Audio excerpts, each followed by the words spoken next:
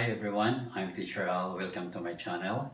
And today our topic is about multiplication of mixed numbers by fraction.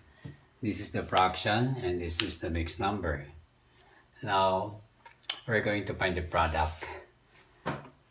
First, we're going to copy 1 over 3 times. We're going to rename or change this into improper fraction.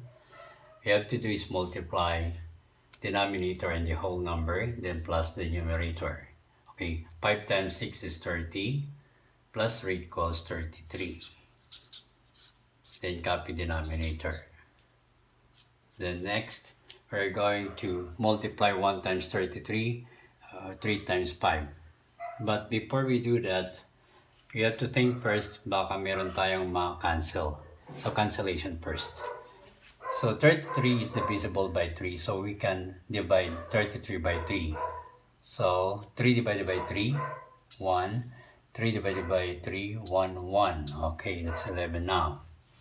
Then multiply 1 times 11 equals 11. Then 1 times 5 equals 5. Or our answer is mixed number. We're going to divide 11 by 5. How many 5 and 11? Our answer is 2. Then 5 times 2 is 10. 11 minus 10 is 1. 1 yung remainder. Okay, this will be our answer. So next, we have number 2 given. 3 over 4 times. So we are going to rename this or change to improper fraction. 12 times 9, 9 times 2, 8 plus 1 equals 18. So 108. Then plus 1, so plus 1 over 12. So wala tayong makancel, 109 here. This will be 109. I'll rewrite again, 3 over 4 times 109 over 12. Wala tayong makakancel. Oh, meron.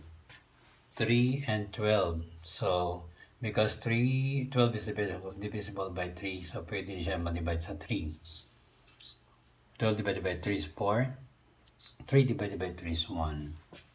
Then horizontal multiplication, 1 times 109 equals 109. Over 4 times 4 equals 16.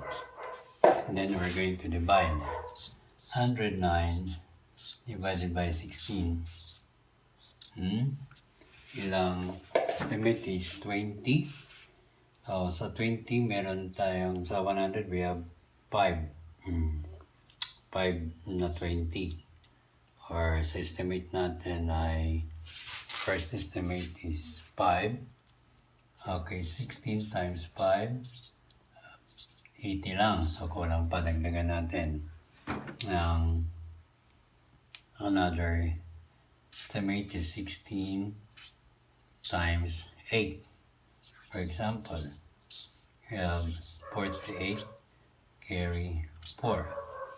Okay, 8 times 1, 8. Then, plus 4, 120. So, over na siya. Kailangan ng 109. So, possible estimate again is by 7. 16 times 7. 42. Carry 4. 7 times 1. 7 plus 4, 11. 112 sobra ulit. So, possible is 6. Okay? 6 na lang. 6 times 6 equals 36. Carry 3. 6 times 1. 6 plus 3, 96. Okay, 109 minus 96, so 9 minus 6 is 3, 10 minus 9 is 13. So our final answer is 6.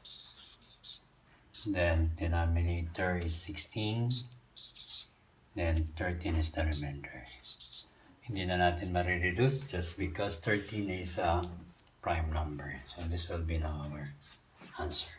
Okay, I hope you understand about the multiplication of mixed numbers by fraction. Don't forget to subscribe, like, and share.